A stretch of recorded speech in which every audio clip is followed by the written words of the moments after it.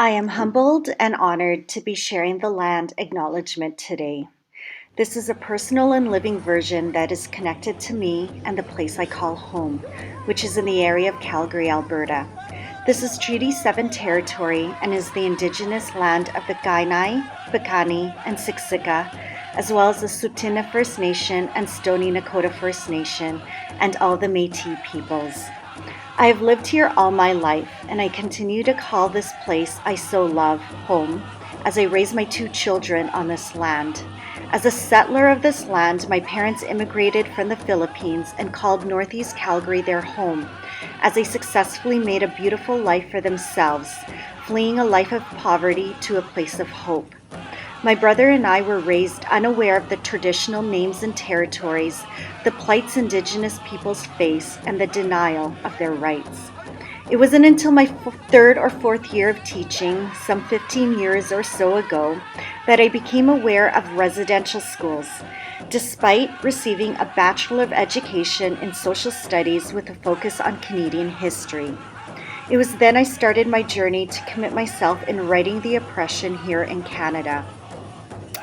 Growing up, my brother and I were fortunate enough to always be surrounded by love. We wandered the streets of our neighborhood with very close friends. My neighbor was my godmother, and about 10 houses from my house was my best friend's house. And in this diverse neighborhood, our parents and godmother continue to live there to this day.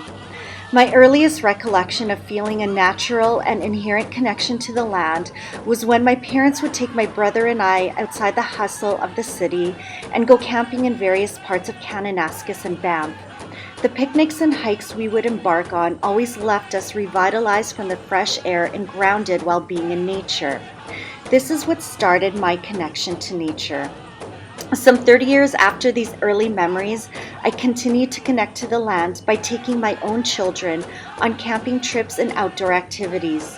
I see with joy in my heart the pull the land has on my children as well.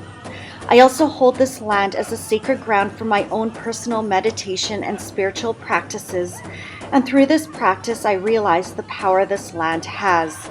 The Indigenous peoples who have walked before me for thousands of years also know the power of this connection, only they realized it from birth. I was raised with a colonial mindset, so it took a long time for me to realize this connection. It breaks my heart that this is not taught to our children. And it also breaks my heart to see the earth polluted, pillaged, and abused, when for so many thousands of years Mother Earth was treated with respect and dignity. As I continue to embark in my own reconciliation, I am grateful for the knowledge, guidance, and care I am receiving from my Indigenous sisters and local leaders as they invite me into their space, reserves, families, and ceremonies. I'm grateful to those who continue to teach me and help me understand and learn.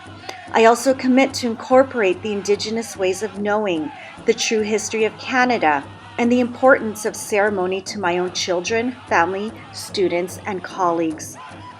I also, with the deepest reverence, pay my humblest gratitude to all the Indigenous people and nations, Métis and Inuit, the traditional elders and knowledge keepers, and those who have gone before me, as they have taken care of this land for my family and I.